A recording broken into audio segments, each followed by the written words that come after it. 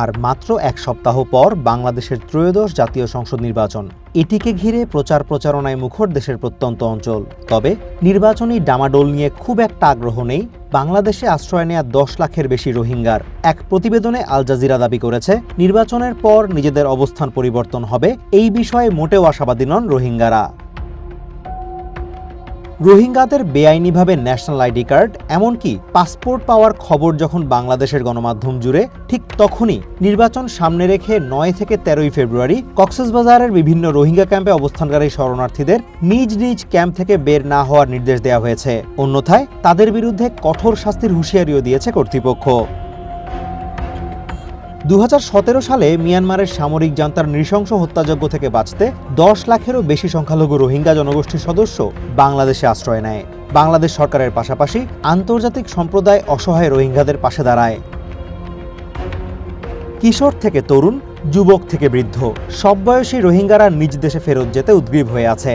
বাংলাদেশের এই বন্দি জীবন বাধ্য হয়ে বেছে নিয়েছেন উল্লেখ করে অনেক রোহিঙ্গাই মিয়ানমারে ফিরে স্বাধীনভাবে বাঁচতে চান বলে দাবি আল জাজিরার। রোহিঙ্গাদের নিয়ে কাজ করে এমন একাধিক সংগঠন ক্যাম্পগুলোতে রোহিঙ্গাদের জীবনের মান নিয়ে প্রশ্ন তুলেছে। আসন্ন নির্বাচনে যে দলই জয়ী হয়ে সরকার গঠন করুক না কেন, রোহিঙ্গাদের জীবনমান উন্নয়ন, সুশিক্ষা ও স্বাস্থ্যসেবা নিশ্চিত করা এবং স্থানীয়দের সাথে রোহিঙ্গাদের একটি সুসম্পর্ক গড়ে তোলার ক্ষেত্রে কাজ করার আহ্বান জানিয়েছে সংগঠনগুলো। তবে যেই দলই সরকার গঠন করুক না কেন, তাদের পক্ষে রোহিঙ্গাদের জীবনমান উন্নয়নে কাজ করা অনেকটাই কঠিন হবে। কারণ সাম্প্রতিক বছরগুলোতে রোহিঙ্গাদের জন্য আন্তর্জাতিক সহায়তায় কিছুটা ভাটা পড়েছে। ফলে এরই মধ্যে রোহিঙ্গাদের অনেক সেবা কমে গেছে বা বন্ধ হয়ে গেছে।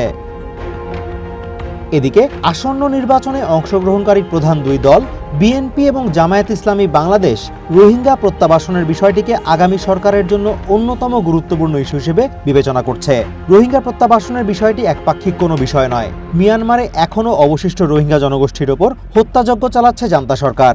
দেশটিতে সদ্য সমাপ্ত নির্বাচনে সাবেক সেনা সদস্যদের নিয়ে গঠিত দলের বিজয়ী হওয়া আদতে জান্তা সরকারের শাসনকে আরও দীর্ঘায়িত করল।